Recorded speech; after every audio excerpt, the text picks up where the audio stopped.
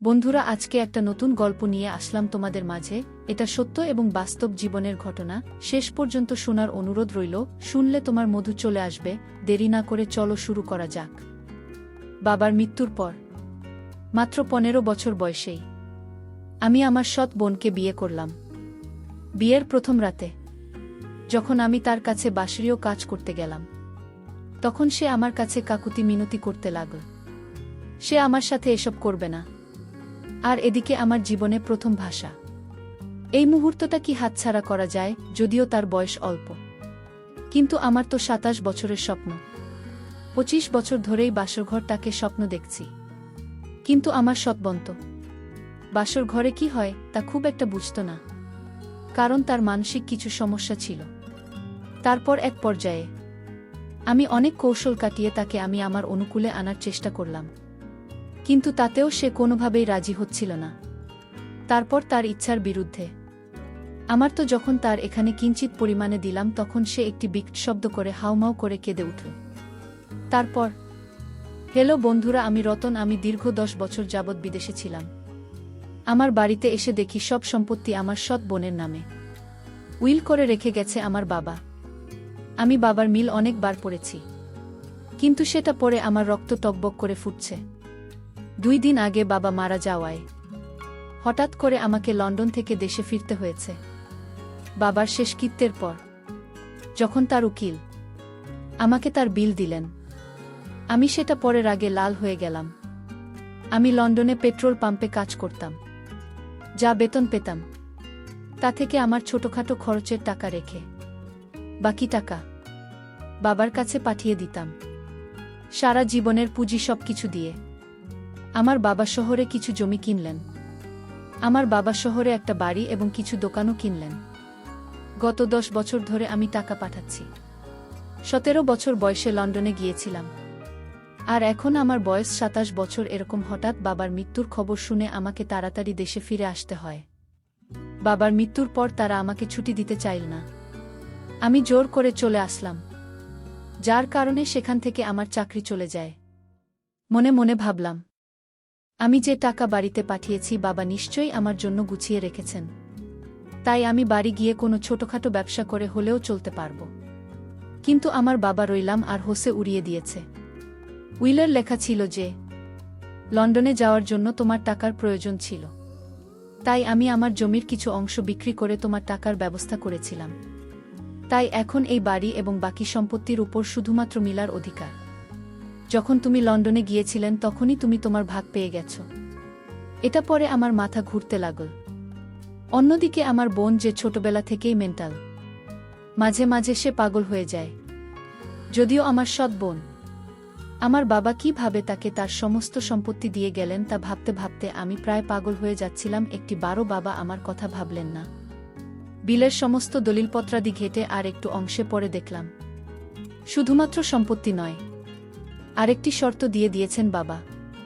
Will করার সময় Willey পরিষ্কার লেখা রয়েছে যে যে ব্যক্তি আমার মেয়ে মীরাকে বিয়ে করবে এবং সারা জীবন আমার মেয়ের পাশে থাকবে, সেই ব্যক্তি আবার কেবলমাত্র স্থাবর অস্থাবর সকল সম্পত্তির মালিক হবে। কিন্তু বিয়ের পরে যদি আমার মেয়েকে ছেড়ে সে চলে যায়, তাহলে সে সম্পত্তি আর এক সুতো পাবে না। বাবার এরকম একটা কাণ্ডের জন্য আমার জীবনটাই ধ্বংস হয়ে যাচ্ছিল। বসে বসে চিন্তা করছিলাম এখন কি করা যায়। এই ভেবে আমি আমার এক বন্ধুকে ফোন দিলাম, বললাম আমার এখানে আসার জন্য। তারপর সে আমার কাছে আসে। তাকে নিয়ে আমি একটু অন্য জায়গায় ঘুরতে গেলাম। ঘোরার সময় তাকে আমি শেয়ার করলাম সম্পূর্ণ বিষয়টা। শুনে আমার বন্ধু আমাকে বলল যে রতন, তোর কাছে এখন একটি সমাধান আছে। তারপর আমি বললাম কি সমাধান? সে বলল, তুই তো সৎ বোনকে বিয়ে করে নে, তাহলে তোর সকল সম্পত্তি আবার তোর হাতে ফিরে আসবে। বন্ধুর মুখে এরকম ধরনের কথা শুনে আমি কিছুটা হকচকিয়ে গেলাম আর বললাম, বন্ধু এটা কি করে সম্ভব? সে তো আমার বোন। সে বলল, বোন হলে কি হবে? সে তো তোর আপন বোন না, সে তো সৎ বোন, আর সৎ বোনকে বিয়ে করা যায়। আমি আমার বন্ধুকে বললাম, বন্ধু, সে আমার সৎ বোন ঠিক আছে, কিন্তু যখন আমার বাবা আমার মা মারা যাওয়ার পর দ্বিতীয় বিয়ে করে, তারপর থেকেই তাদের সাথে আমার সম্পর্ক ভালো নেই। কোনোভাবে ভালো নেই। এখন আমি তাকে কিভাবে বিয়ে করব? তারপর আমার বন্ধু বলল, যদি তুমি তাকে বিয়ে না করিস তাহলে তোর বাড়ির অংশ পাবি না, আর তোর বাবার সমস্ত স্থাবর অস্ত্র সকল সম্পত্তি যে মীরাকে বিয়ে করবে সে পেয়ে যাবে। সুতরাং তোর কাছে এখন একটি রাস্তা, তুই মীরাকে বিয়ে করে নে, আর মিলাকে ভালো ডাক্তার দেখা, তাহলে দেখবে তোর ভালোবাসা পেয়ে সে ঠিক হয়ে যাবে। বন্ধুর এরকম ধরনের কথা শুনে মনে মনে সিদ্ধান্ত নিলাম, আমি তো নিরুপায়, এখন আমি কি করব? মীরাকে বিয়ে করা ছাড়া আমার আর কোনো উপায় নেই। তারপর এক পর্যায়ে আমি আমার সৎ বোনের সাথে বিয়ের পিঁড়িতে বসতে বাধ্য হলাম। অবশেষে আমাদের বিয়েটা হয়ে গেল। বিয়ের প্রথম রাতে যখন আমি তার কাছে গেলাম, সে আমাকে কোনোভাবেই বাসারের কাজ করতে দেবে না। অর্থাৎ সে কিছুটা মেন্টাল টাইপের ছিল। সে বুঝত না ভালোবাসা কাকে বলে এবং কিভাবে ভালোবাসতে হয়। বাসর ঘরে অনেক কৌশল করেও কোনো কাজ হচ্ছিল না। তার কাছ থেকে কোনোভাবেই আমি কোনো কিছু আদায় করতে পারছিলাম না। মূলত আমার সৎ বোন ছিল কিছুটা মেন্টাল টাইপের। সেখানে আমি যখন তার উপর কোনো কিছু করতে চাইতাম, তখন সে চিৎকার চেঁচামেচি করত। এরকম বাসর ঘর দেখে আমার মনটা খুব দুর্বল হয়ে গেল। মনে মনে ভাবলাম, কাকে বিয়ে করলাম যার সাথে নাকি বাসর করারই কোনো ইমেজ পাচ্ছি না। আর প্রকৃতপক্ষে বন্ধুরা, আমার সৎ বোন, যদিও সে পাগল, কিছুটা মেন্টাল, কিন্তু বাবা তাকে অনেক আদর করতেন, তার প্রতি অনেকের নিতেন। তার সৌন্দর্য, কিন্তু অনেক তার সৌন্দর্য দেখে যে কেউ পাগল হয়ে যাবে। লাল টুকটুকে শাড়ি পরে আমার সৎ বোন যখন আমার বাসর ঘরে বসে রইল, তার সৌন্দর্য দেখে আমার মাথা গরম হয়ে গেল। আস্তে আস্তে তাকে অনুকূলে আনার চেষ্টা করছি, কিন্তু কোনোভাবেই পারছি না। হঠাৎ করে মাথায় একটি বুদ্ধি আসলো। মিলা একটা সুস্থ মস্তিষ্কের লোক না। ভাবলাম তাকে একটি বুদ্ধি খাটালে আমি আমার অনুকূলে আনতে পারব। হঠাৎ করে আমি একটি বিদেশি চকোলেটের বক্স হাতে নিলাম এবং চকলেট আমার হাতে নিয়ে বললাম, মিলা, এটি তোমার জন্য। মিলা কিন্তু চকলেট খুব পছন্দ করত। আমি তাকে চকলেট দিয়ে দিব, সে আমার কাছ থেকে চকলেট কে নেবে। ঠিক এই মুহূর্তে বললাম, তুমি যদি আমার সাথে একটি কাজ করো তাহলে তোমাকে এই সবগুলো চকলেট আমি দিয়ে দিব। সে বলল, সত্যি ভাইজান, আমাকে সবগুলো চকলেট দিয়ে দিবে? আমি বললাম, হ্যাঁ, তোমাকে সবগুলো চকলেট দিয়ে দেব এবং আরও অনেক অনেক কিছু দিব, কিন্তু তোমাকে যে একটি কাজ করতে হবে। সে বলল, ভাইরা, কি কাজ? আমি বললাম, মিলা, এখন থেকে 2 ঘন্টার ভিতরে আমি তোমাকে যা যা বলবো তুমি তাই করবে, তাহলে তোমাকে এই যে পুরো বক্সের চকলেট দিয়ে দিব। মিলা বলল, সত্যি ভাইজান? ঠিক আছে, যাও, তুমি আমার সাথে যা যা মন চাই তা করো, কিন্তু তারপর আমাকে চকলেটগুলো দিয়ে দেবে।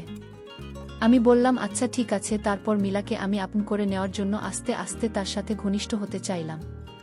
প্রথমে একটু ইতস্তত বোধ করল, তারপর তাকে আস্তে আস্তে আমি প্রস্তুত করার চেষ্টা করলাম, আর কিছু কিছু মানে উচ্চাকাঙ্ক্ষী করার চেষ্টা করলাম, যাতে সে আমার প্রতি কিছুটা দুর্বল হয়।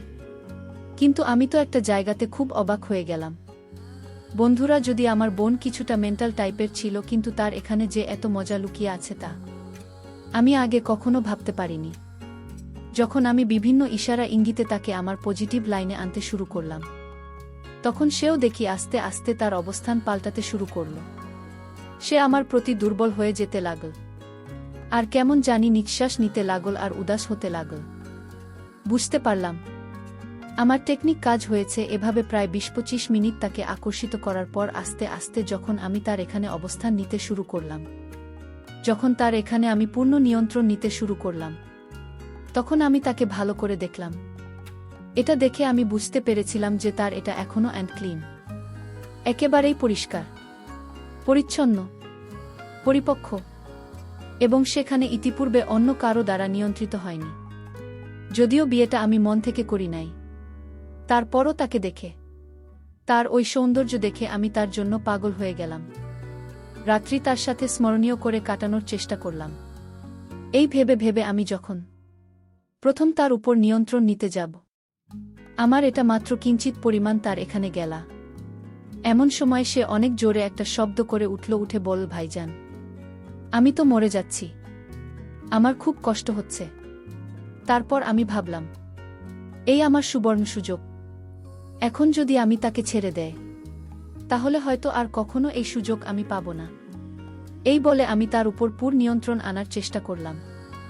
যখন একেবারে পুরোটা তার নিম্নাংশে চলে গেল তখন সে এমন জোরে একটা বিকট শব্দ করে চিৎকার দিল যে সেই চিৎকারে বাড়ির সমস্ত লোক সজাগ হয়ে গেল। তারপরও আমি আর তাকে ছাড় দিলাম না, আমার ইচ্ছামত চাহিদা পূরণ করলাম। কিন্তু যখন ২০-৩০ মিনিট হয়ে গেল তখন তার মধ্যে দেখলাম অন্যরকম একটি ইমেজ কাজ করল। সেও আমার প্রতি ইশারা ইঙ্গিত দিয়ে আমাকে বারবার আহ্বান করল আমি তার উপর আরও প্রবলভাবে নিয়ন্ত্রণ নেওয়ার জন্য। তারপর আমি তার উপর আরও প্রবলভাবে নিয়ন্ত্রণ নিলাম।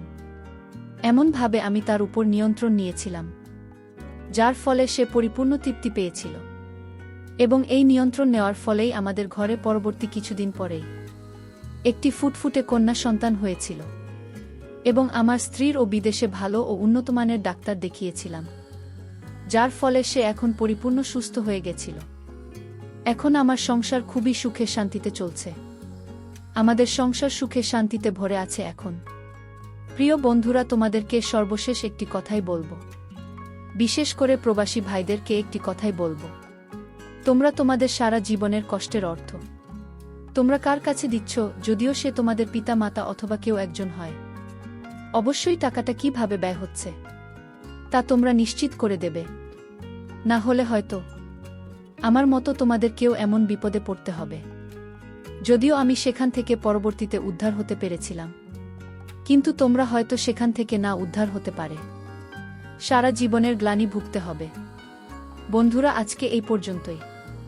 আবারও আসব তোমাদের মধ্যে নতুন কোনো ভিডিও নিয়ে। ভিডিওটি যদি তোমাদের ভালো লাগে তাহলে একটি লাইক দাও। প্রতিদিন আমি তোমাদেরকে একটা করে নতুন গল্প উপহার দিব, তাই তোমাদেরকে অনুরোধ করে বলছি, তোমরা যদি এরকম ধরনের ইন্টারেস্টিং গল্প পেতে চাও তাহলে দয়া করে আমার চ্যানেলটি সাবস্ক্রাইব করো। পরিশেষে তোমাদের সকলের সুস্বাস্থ্য কামনা করি। ভিডিওটি দেখার জন্য তোমাদের সকলকে অসংখ্য ধন্যবাদ।